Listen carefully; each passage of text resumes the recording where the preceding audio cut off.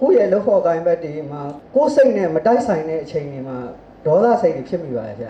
ကျွန်တော်အခုမျိုးကကျွန်တော်အဘအိမ်နဲ့ဆန်လုပ်ငန်းကို share လုပ်ပါတယ်ဒီအချိန်မှာဆန်လုပ်ငန်းမှာအဆင်မပြေတာတွေပတ်ဝန်းကျင်မှာအဆင်မပြေတာတွေစိတ်ထဲကြနေတဲ့အချိန်မှာဆရာတင်တန်းကိုတွေ့ပါတယ်ဗျအဲ့အချိန်မှာတင်တန်းတက်မယ်လို့လည်းဆုံးဖြတ်လိုက်ပြီးတော့ဆရာတင်တန်းကိုရောက်လာပါနောက်ပြီးတော့ဆရာတင်တန်းကိုလာခင်မှာပေါ့ကျွန်တော်မိဘထက်ကျွန်တော်အဖေက negative thinking ရှိတယ်ဗျ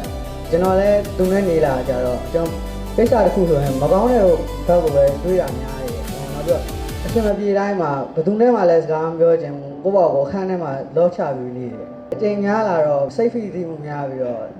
လူတွေနဲ့လည်းမတွေ့ချင်တော့စကားလည်းမပြောချင်တော့အဲ့လိုဖြစ်လာတယ်ဗျအခုဆရာတင်တန်းမှာရလာတဲ့ခါမှာကို negative thinking မဟုတ်ဘဲနဲ့ကောင်းတဲ့ဘက်ကနေတွေးပြီးတော့ရှေ့ဆက်ပြီးတော့ဘာတွေလုပ်ရမယ်ဘာတွေကိုပြင်ရမယ်ဆိုတော့သိလာပါတယ်ဆရာနောက်ပြီးတော့ဒုတိယအချက်ကဒေါသစိတ်ဆရာအစင်မပြေမှုတွေကြားထဲမှာနေလာကြတော့ဒေါသစိတ်ကအများနဲ့ကြီးမားနေတာပါဆရာနောက်ပြီးတော့ကိုယ့်ရဲ့လောက်ဖို့ကိုင်းဘက်ဒီမှာကိုယ်စိတ်နဲ့မတိုက်ဆိုင်တဲ့အချိန်တွေမှာဒေါသစိတ်တွေဖြစ်မိပါတယ်ဆရာအဲဒေါသစိတ်တွေကိုလည်းဖျောက်ပါတယ်ဆရာအခုလက်တွေ့ရတဲ့အချက်တစ်ခုရှိပါတယ်ဆရာဒီနေ့ကပြန်သွားတဲ့အချိန်မှာကျွန်တော်ဦးလေးခေါ်လို့IC show ဝဲသွားကြည့်ပါတယ်ဆရာကျွန်တော်၄လပိုင်းကြံမတိုင်ခင်ထိကျွန်တော်အရက်တောက်တယ်ဆရာအရက်ကိုဘယ်လိုတောက်လဲတောက်တယ်အရက်ကိုလို့အမြဲတမ်းတော့တောက်တာမဟုတ်ကြံလို့ပါဆိုရင်တရက်ကို၄လုံးလောက်ပုံပါတယ်ဆရာ၄လုံးလည်းပြီးရလားအရက်ဆရာအရက်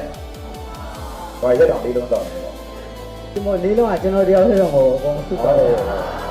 ဟုတ်ပါပြတဲ့ကလုံးမတော့ဟုတ်ကဲ့ဆရာဟုတ်ကဲ့အဲ့တော့တော့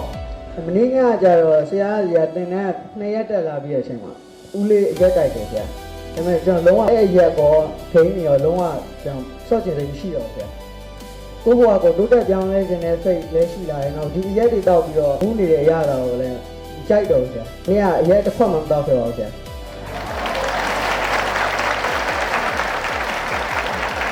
အဲ့လိုမတော့ပဲပြန်လာနိုင်တဲ့ကျွန်တော်ကိုယ်စိတ်ထဲမှာဘယ်လိုနေလဲကိုလုံးနိုင်တယ်ဆိုတော့လည်းသိလာပါတယ်ဆရာနောက်ဆုံးချက်ကတော့ဆရာကျွန်တော်ကဆရာပြောသလိုပဲဖားလေးလိုပဲရေဝါထဲမှာပဲနေလာတာကြတော့အပြင်မထွက်ရဲဘူးဆရာအခုလည်းကျွန်တော်အဘိုင်းနဲ့လှုပ်လာတာ10နှစ်ရှိပြီဆရာရှယ်ယာပေါ့ကျွန်တော်အသက်16နှစ်ကနေစပြီးလှုပ်လာပါဆရာအဲ့အချိန်မှာကျွန်တော်ကိုယ်ပိုင်စီးပွားရေးလည်းမလုပ်ရဲဘူးဆရာလုံးမယ်လို့ကြံနိုင်တယ်ကျွန်တော်သူတို့လိုအဆင်ပြေပါမလားသူတို့လိုငါဖြစ်ထွန်းပါမလားဆိုတော့စိုးရိမ်စိတ်များတယ်ဆရာ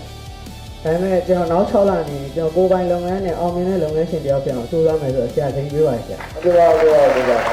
ဒီလိုများမှလည်းတို့နဲ့တူတက်ပြီးတော့ကြီးရလဲဖြစ်နေပါတယ်ဟုတ်ကဲ့နော်တို့နဲ့ဆွေးနွေးကြည့်တော့ကိုယ်မှညီမချက်တွေဖြစ်နေကြတာနော်